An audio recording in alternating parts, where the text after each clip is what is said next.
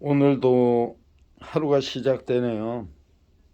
어제는 청주서 시작해서 하남을 갔다가 하남에서 대전까지 내려왔다가 또 오창에서 경기도 광주를 가서 평택까지 오니까 밤 10시가 지난 것 같아요.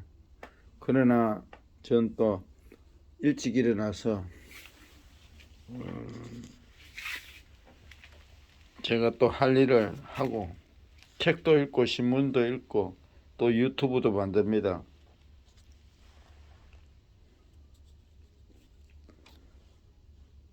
포도주는 거만하게 하는 것이요 독주는 떠들게 하는 것이라. 이에 매혹되는 자마다 지혜가 없느니라.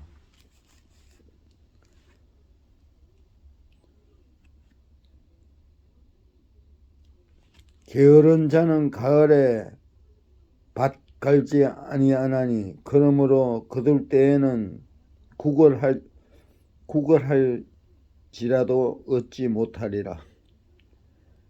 타인을 위하여 보정선 자의 옷을 취하라.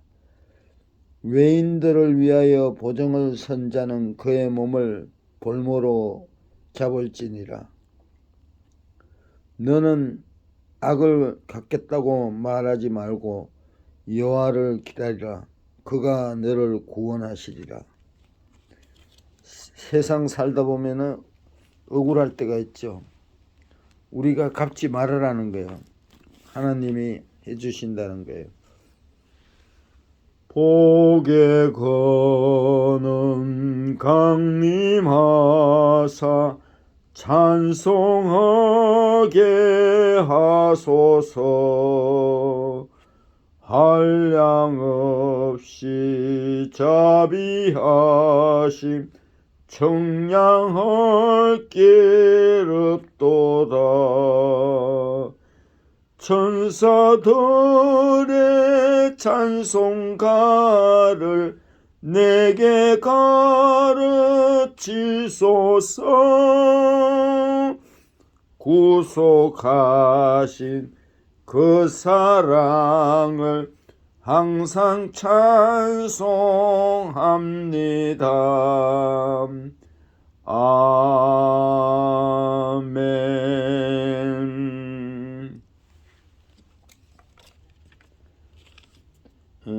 하나님의 시간이 있습니다. 그 시간을 놓치면 안 됩니다. 이상한 나라의 앨리스 속편, 거울나라의 앨리스에 나오는 이야기입니다. 그 나라에서는 어떤 물체가 움직일 때 주변 세계도 함께 움직입니다. 앨리스가 한참 달렸는데 제자리인 이유를 궁금해하자 붉은 여왕이 말합니다. 그나마 힘껏 달렸으나 제자리에 있는 거야. 앞으로 가고 싶으면 지금보다 2배는 빨리 달려야 해요.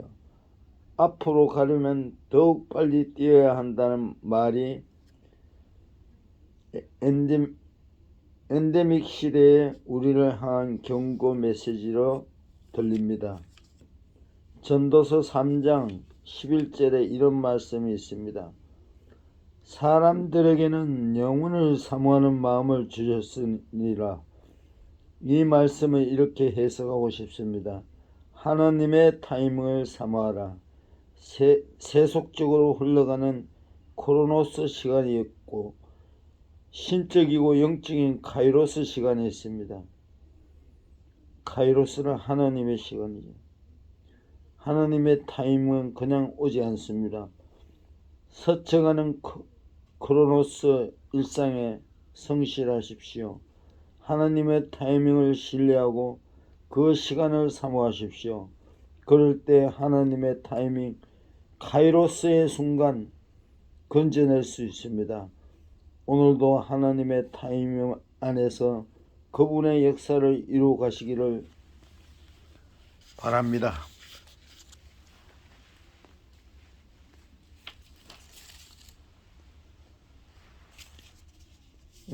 미국 기업가인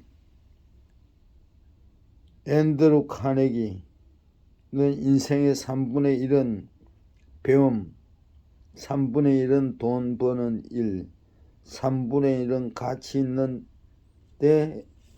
대의에 사용하라고 조언했습니다. 배움의 시작은 내가 모르는 것이 있다는 사실을 인정하는 것입니다. 모르는 것을 부끄러운 일이 아닙니다. 오히려 모르면 더 아는 척하는 것이 잘못된 것이고 부끄러운 일입니다. 모르는 것을 모른다고 말할 수 있는 용기가 있어야 합니다. 배움의 과정에서 중요한 것은 자신의 인지 상태를 스스로 모니터링하는 것입니다. 내가 무엇을 알고 무엇을 모르고 있는지에 대한 자각은 교육심리학에서 메타인지라고 합니다. 메타인지가 높은 학생은 자신의 학업 성취도를 객관적으로 볼 수 있기 때문에 효과적으로 학습할 수 있습니다. 반면 메타인지가 낮은 학생은 무엇을 공부해야 하는지 학습 방향과 전략을 세우는 데 어려움을 느낍니다.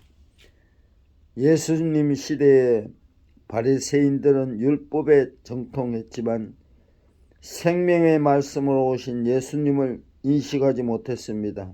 그들은 스스로 율법을 잘 안다고 생각했지만 그들의 이해, 눈에 보이는 것을 기준으로 하는 피상적 수준에 불과했습니다. 자신이 무엇을 알고 무엇을 모르는지 인지하지 못한 바리새인들은 실상 무지의 어둠 속에 있었습니다.